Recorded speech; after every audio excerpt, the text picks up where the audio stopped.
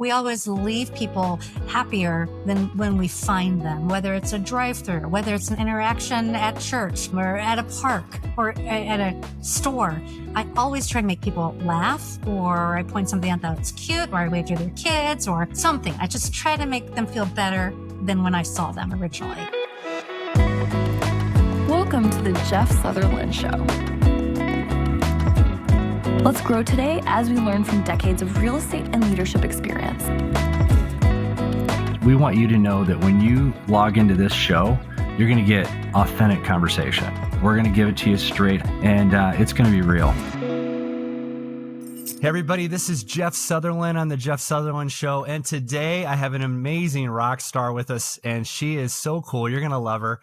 We just brought her into our organization, and her name is Val Sullivan, and she has a great story to share, and I'm just so excited to have her because she's such a positive lady, and she does so much in the community, and she loves her clients. They get a great experience, and I'm excited because I see a lot of great things in her future, and I'm just very honored to be in business with her. So welcome to the podcast, Val. Thank you, Jeff. I am so excited to be here. We're excited to have you, Val. So honored to be in business with you. And I've got so many things I want to talk to you about today. I guess, first of all, I think our listeners would love to hear your story, Val. So tell us just a little bit about your background. Well, I started in retail at 16, and I truly believe that that is the basis for all ability to talk and interact with people of all walks of life. So I started in retail and then moved on to restaurants. So hospitality has always been in my background. And if you have not had a chance to ever be in the service industry, I highly suggest and recommend that you do it for at least 3 months, because that just gives you the groundwork for dealing with all kinds of people and how you react, interact. So I did that for several years on and off. And then we had career day when I was a senior in high school, and everybody got to pick where they wanted to go. And I chose the local radio station, and I was just blown away, Jeff. I was like, this is where I want to be. I want to broadcast. I always knew I wanted to go into school for communications. And then I saw the radio station and behind the scenes,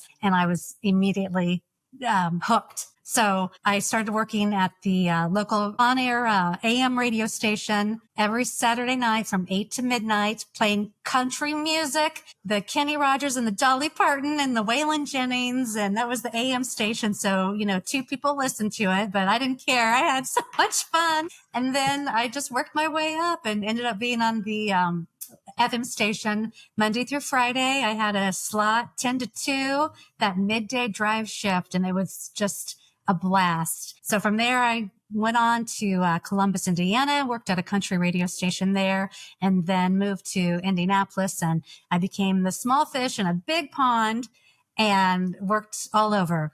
Country radio, and then I worked at ZPL 5, and that's also in a tremendous way. If you ever have a chance, anybody listening has a chance to get into radio, you don't have to have a pretty face. You just have to have enthusiasm and be articulate, and you have to have fun. So I think that was also my basis for getting into real estate. Wow. So Waylon and Willie, I still listen to them now. I love that stuff. Merle Haggard. It's like, that's what I grew up with.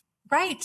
I know. Aren't they amazing? And they're coming back around. I don't think they've ever left, but they are still very prominent in the music industry. So I love that. Wow. And I've always wanted to try radio, and I don't have to have a pretty face. I guess I'm okay, right? Because you're good. Okay. Yeah, you're good. But I always said I had a face for radio. That's the joke. That is so cool. I did not know that about you, and that is so cool. I'll have to remember that. Okay. So tell us a little bit about what's going on in the real estate market in Indiana, especially the Indianapolis greater area, right? That's where you work primarily, correct? Yes. The north suburbs of Indianapolis. So I'm primarily in Hamilton and Boone counties. And it's all, we don't know. I wish I had a magic 8-ball or a crystal ball, because everyone who sees me and knows me, or even if you don't know me and you've seen my face and name in the bulletin at church, people want to know, what's it like here? What's going on with the market? So it's just an interesting market. That's always a great adjective to use, because nobody can really pinpoint why things sell so quickly and why others are sitting for 30 and 45 and 60 days. It's just a very interesting place to be. We get a lot of relocation residents here because Indiana is just such a great place to live, and it's safe, and it's, a great place to raise families. We have so much to offer here, from minor league baseball teams to the Colts to the Pacers to the Indianapolis Indians baseball team, the Children's Museum, the Speedway. Gosh, the Indy 500 is going to be coming up here in about a month from now. And I just get chills about that because that's such a cool thing that we get to celebrate in the month of May. But, it just depends on, location, condition, and price of a home as to why it moves quicker than versus sitting for so long. I wouldn't think of Indianapolis as a relocation destination. So where are people coming from to relocate to Indianapolis? And by the way, you're right. There's a lot of stuff going on there, a lot of cool things. It kind of reminds me of Nashville, these cities that are on the move. There's a lot of stuff going on. So where are people coming from? All over. I have a client relocating here from California because she sold a lot of properties recently in that area, and she has a son, and she wants to bring him to Indiana for the school systems, mainly Hamilton County. We have some amazing places like Chatham Hills and Bridgewater, which offers crazy amenities, golf life. Gosh, you name it. It's so cool. They're coming from Chicago because it's a quick drive if you have to commute. They're coming from New York because it's a hop, skip, and a jump. We have the best, literally, Indianapolis International Airport has been named the best airport in the nation. So it's quick and easy to get in and out of. And that's a hop, skip, and a jump to New York if you have to fly out for the day or for a couple of meetings. So we're really, truly like the center of the U.S. with access all over. So I've seen people from Vegas. I've seen people from Seattle, Florida. Florida is a big one too. So yeah, I get a lot of snowbirds who want to go to Florida and a lot who want to transfer back here from Florida. It's pretty unique. Yeah, this is good. You guys can all see how Val's so passionate about her community. She knows what's going on. Val, share a quick story. This is a cool story. You talked about how you advertise on the bulletin, and I cold called you. I essentially called you because I read your bio. It was just magnificent. I felt like we had the same kind of values, and we connected with you and a good friend of mine, John Pacilio, who's also with EXP, goes to your church. Tell that story about how you guys were actually advertising in the same bulletin. I should have brought the bulletin in here to show everybody, but oh gosh, it was cool. So I've been advertising for about 5 years in our bulletin, and I've always seen John Pacilio advertising too. Well, he was always in there with his former brokerage. And then about a year ago, I noticed that his logo changed. His brokerage changed. And I was like, okay, what's going on with him? I was curious because he's been in this area and community forever. And he's just such a solid person and wonderful realtor. And I was really curious. I was like, oh, he's with EXP now. That's pretty awesome. So that started to pique my interest. But we're advertising on the same back of the page, back of the bulletin together, which is cool. He's up here and I'm down here. Now you guys can literally just come together and have the same logo. That'd be cool. We just need to take over the back page, just the complete back page of the bulletin. It'll be Val and John. Yeah.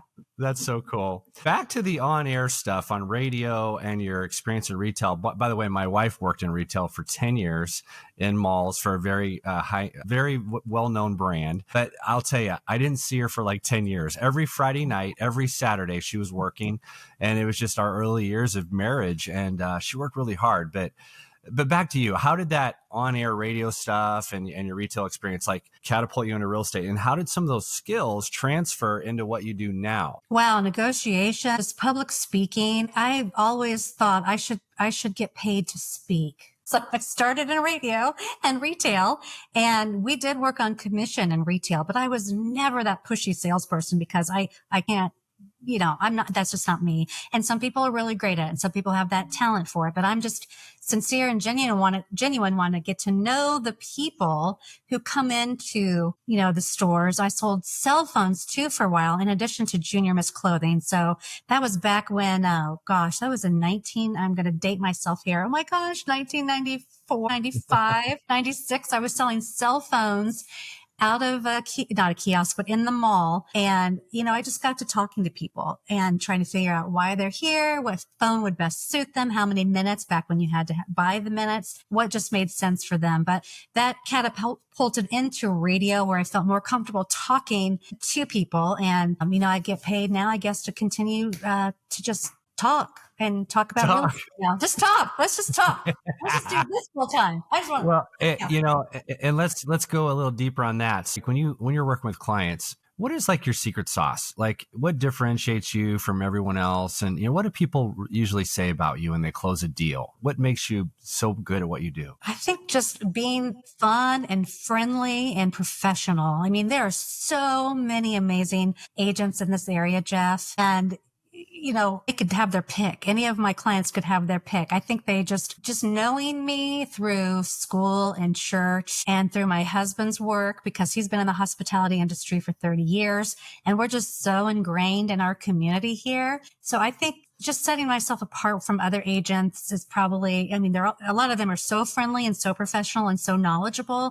I can't really say I go the extra mile above so-and-so because I don't know what so-and-so does. But I'll tell you what, I never turn my phone off. I answer calls and texts and emails at all hours, which I should probably have some kind of boundaries. But I just want my clients and friends to know that I'm there for them. And I think that I've proven that.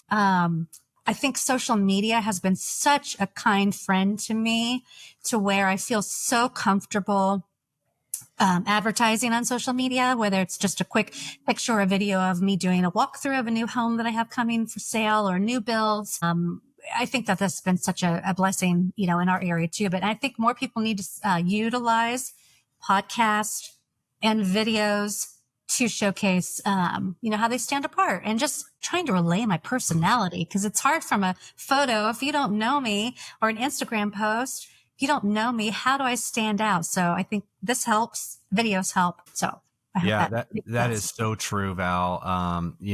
Talk a little bit about all the stuff you're doing in the community. I know that is where your heart's at. And, every time we have an episode, we're having hundreds, perhaps thousands of people viewing this podcast now. And I want to give them actionable stuff as real estate agents, what they can do to become better. So in the community aspect, how are you leveraging what you're doing there and monetizing that? How do those two things work together, your community involvement and your real estate business? We have in Hamilton County, we have such a great, plethora of events, always charitable events going on.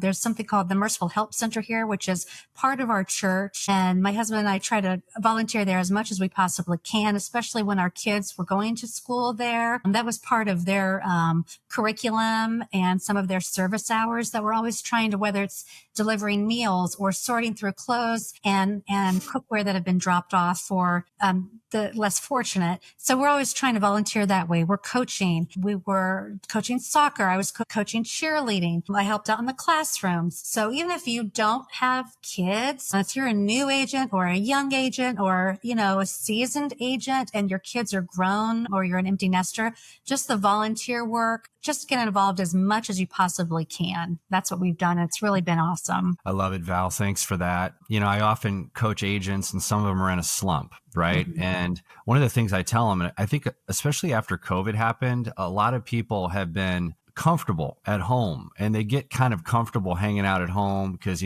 everything's on Zoom now and you can do a lot of video stuff. But I tell them to get out of the house, right? And I tell them to go do something, go serve somebody, right? And we need to be with each other. Real estate can be very isolating if you allow it to be. But, if we get out there in the community and we serve other people, the more you give, the more you get, right? It's a servant heart mentality. I mean, would you agree with that? Absolutely. We're even preaching that to our children right now. You need to have that servant mentality.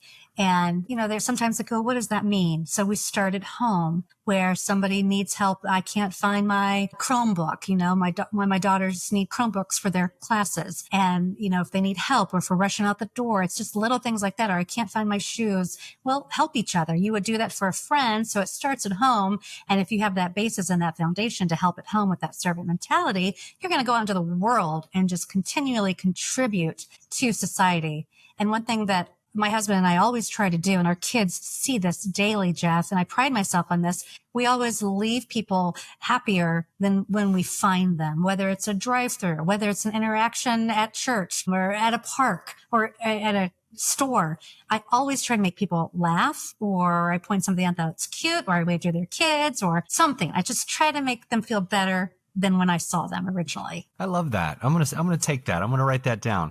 So you leave people better than when you found them. And Yes. what an amazing thing. I read a lot of John Maxwell books, and he's a great writer in business. And one of the things he says is he believes in the second rule. And I've been teaching that for years. And that's where you compliment somebody in the first 30 seconds of meeting them. And you can find so many things to compliment people on if you just pay attention. And if you're present in that conversation. And it's served me very well because, first of all, I love doing it, but also it kind of just removes barriers. And you wouldn't believe how open people are to just talking once you give them a compliment, and then it all kind of goes from there. I agree with that tremendously and wholeheartedly. Even our 12-year-old daughter, who's our youngest, will be out at a restaurant and she'll say, "Oh, I love your nails," to our server. "Oh, your glasses, you're so cool." And I mean, that to me, that just gives me chills because she's not just saying it to say it. She is sincere, and she sees her mom and dad doing that and her siblings doing that. And then all of a sudden,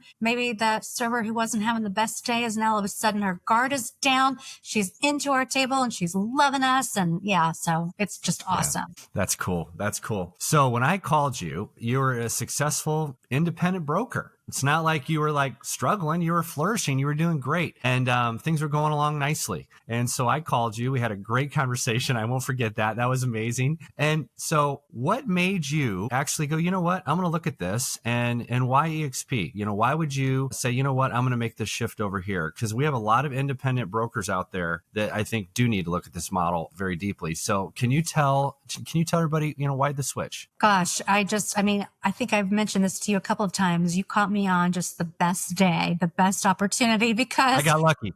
You got lucky. Sure. Yes. There was the fifth time somebody from EXP had called me in the last 6 or 7 years. And I was always so, welcoming to the phone call and appreciative too, because, anytime that someone feels like they need to recruit me and reach out, I'm so humbled by that because it just means so much to me, because I've only been in this business since 2017.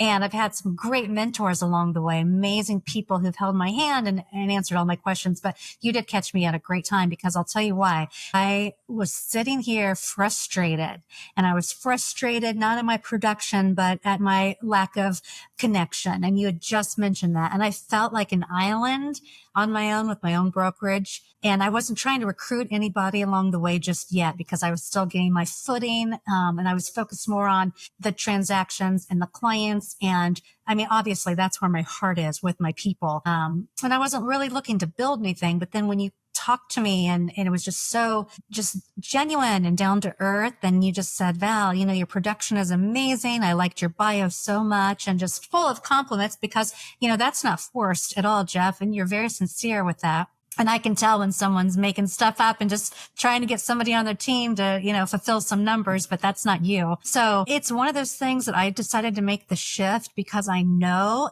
and I've known for years, how amazing EXP is, and the different ways that I can not only help clients, but help my colleagues, help these people who are living transaction to transaction, because I've done it. And when's your next deal going to close? When do you think you're going to get another listing? And, people are just out there grinding and grinding and grinding. And to me, this is about community and connection. And you guys have the tools that I was missing. So with all that being said, this is just the perfect opportunity and the right time for me to make that switch. Yeah, thanks, Val. I believe with my whole heart, whether it's real estate or whatever you do, if you collaborate and you're in community with other people, especially if you're in the right rooms with the right people, and you're around people that are operating at a higher level, a rising tide lifts all ships, right? And you can be really good, and you would have been successful. You would have continued to be successful. But, when you lock arms with other people that are doing something at a high level, you become better. It's kind of like sports, right? I know you were in sports. I was in sports. I remember I played a lot of basketball, a lot of baseball, and I'd always kind of play down to an inferior competitor, right? But when you played somebody that was better, you brought your A game, right? And so I see that in you. I see you completely flourishing and now being able to offer even more things to your clients. What do you want to accomplish? Like, with this big EXP move, and how do you think this might help your clients to have a better experience? Just the tools that EXP offers and getting it out there to the thousands or tens of thousands, now probably hundreds of thousands of agents across the United States, whether they have a relocation client who's looking to move to Indiana. Now all of a sudden I'm connected with these EXP realtors in California or Seattle or Florida. And we have those other listing platforms. Talk about those all day long. But, EXP is just such a neat network of agents. And I'll tell you what, I've been on here with you guys, for maybe a month now, maybe 3 weeks. Yeah. And the level of service and the level of just call to action that not only the Indiana managing brokers and the team have had for me and with me to walk alongside me, but you're in Arizona, John's obviously here in Carmel, but just locking those arms and really feeling like I have a whole team behind me, whether it's a legal question or an agreement contractual question. I'm not alone anymore, so I can reach out to anybody at all times. Yeah, I do really love that about our company. We have upline support with senior partners. I've introduced you to a few folks. They're amazing. You have EXP University because there's never a shortage of training. And then there's the local broker support, which Indiana has some of the best brokers I've worked with. So there's so much information out there, in order to really better yourself. And I'm just pumped. I'm excited you're with us, and I'm excited that you're diving in. I think one of the best things people can do to be really successful at EXP is just learn as many things as possible and become an expert in the company, because a lot of people don't know what they don't know. And there's so much that we have. I think some people actually get kind of lost in it. There's so much. So you pick a few things and you become an expert at it, stuff that you're passionate about. Speaking of that, Val, if you were a brand new agent, like going into 2025, that'd be a trip, wouldn't it? Brand new.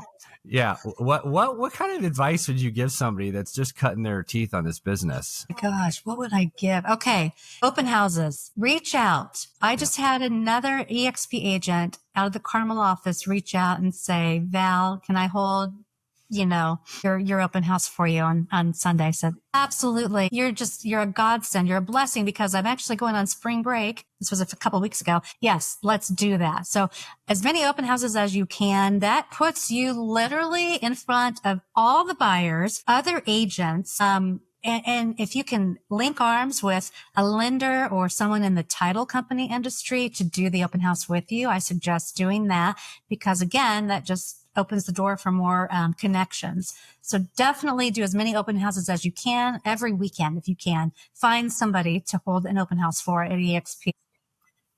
Can we talk about that for a second? That is a great point, Val. So my business partner, Chase, who does a lot of podcasting with me, first year in the business, right? He sold like 15 houses. First year in Phoenix. And if you've been around the Phoenix market, the last year's been difficult, especially in Q4 of last year. Basically, the market shut down. Nobody was really buying. But every single weekend, that guy's out there doing open houses, and he practiced his scripts and dialogues. He got really good at it.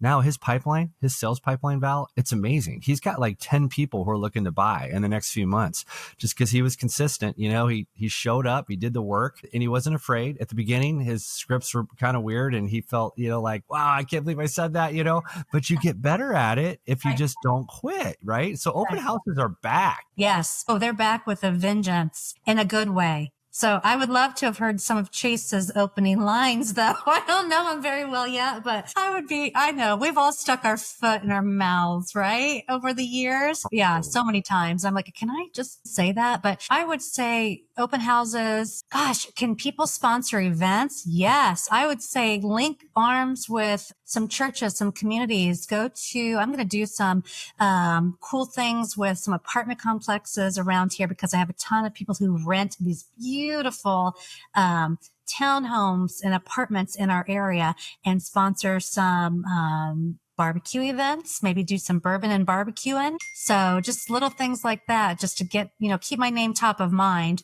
Yeah, that's just two things I can think of off the top of my head that I would do. That is so awesome. So events, open houses, with events, you can experience culture, right? And, it's kind of like in a company, you can talk about culture, but people can't really experience it unless they go. You have to experience culture. Right. And experience people. And I think that's where events really crush it. So that's so good, Val. When you talk about everything you've done. Actually, I want to step back to one more thing I want to bring up about that. I think new agents need accountability. And I think 80% of success is accountability. You could be very skilled and whatnot, but if you don't have any kind of accountability relationship with anybody or any coaching or any kind of collaboration with somebody that's willing to hold you accountable, kind of somebody you look up to, I think it's difficult to do it by yourself in this business because there's just so much, right? And we did that. It's funny. People get into real estate because they want freedom. Do you ever hear that? I just want freedom. All the time. Yeah. All the time. I can set my own schedule. Yeah. Yeah. And that is what bankrupts them. Right. Honestly, because they want all this freedom, but they're not willing to submit to somebody else. And I'm talking about that in a good way. Submission can be a good thing where you're like, hey, listen, I need help. How, can you hold me accountable to my goals? So how do you feel about all that with coaching and accountability and all that? That's such a great point because when I was with the previous brokerage, they did such a great job of holding the new agent's hand for the first 6 months. And that was so important to me. And I learned so much from them. And it was just they set it up so great. They're touching base twice a week. Then it was down to once a week. I could reach out anytime that I wanted to, but that accountability piece, Jeff, is so important. And again, I wasn't having that when I had my own brokerage because I was my own boss, and my husband tried to tell me to do a couple things. And I'm like, stay in your lane. You're not my boss. They'll kill me. They'll kill me. This is so fun. But yes, the coachability, you have to be coachable and teachable, and you can have the best knowledge in the world about how to sell something to someone. But if you're not coachable and teachable and you don't have that persistency and that personality, I don't think you'll go far in real estate because you just won't. Yeah. And it's not just about selling houses. You got to be a psychologist. You got to be a therapist at times. You got to hear the words behind what they're saying and what they're truly feeling, right? You have to have a lot of emotional intelligence in real estate. And back to the whole husband and wife thing, I can't tell you how many times over the years, because I've been doing this now almost 25 years. 25 years. And I've had so many agents. I know. I've had so many agents come to me and go, yeah, my wife is my accountability partner. I'm like, no, sorry. That's not good, dude. Yeah. It's not good. No, that's not going to work because there's no way that your spouse is going to give it to you straight. There's just too much. They can't be objective. It's kind of like when you're coaching your kid on a team, right? As much as you might think you can be objective, it's impossible. They're your child. That's right. That's right. I mean, my daughter was a Division I pitcher, pitched professionally. And if I saw her get knocked around out there, I was like, it was so stressful. I literally had to leave the diamond at times. Right. It's emotional. Exactly. Real estate can be that way too. And I get so invested. And have you ever felt like you've broken up with somebody? Like you've had this great, fun relationship with clients and a family or a couple, and then you talk to them every day. And then you're holding their hand through the ups and the downs and the emotional things and all the fun things. And then all of a sudden it's like, we closed. Then I haven't talked to you in like a month. I text. I'm like, how's it going? What's new? How's your house? How are you loving it? Last night was your first night or last week was your first week. And it's like an emotional breakup and it's hard. I don't love it. It is. It's so hard. Speaking about just client interaction, do you do anything to nurture your database? I'm sure you have a really good database. You got a lot of people that follow you. What kind of things are you doing to touch the people out there in your world so they feel, you're top of mind when they think of real estate?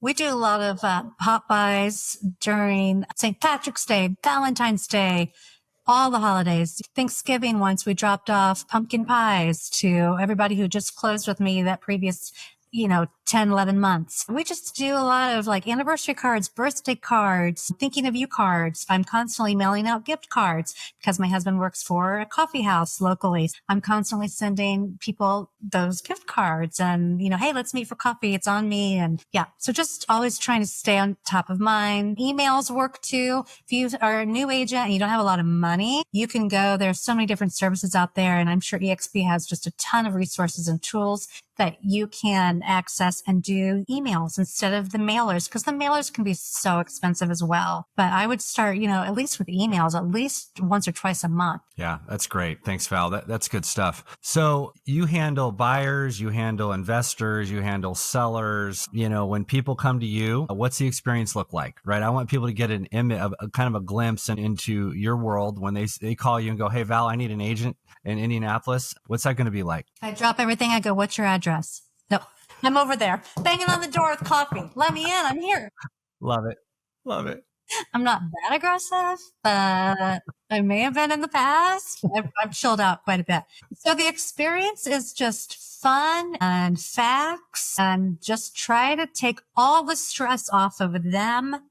And I take the lead on as many things as I can. I mean, this is like a true matchmaker industry.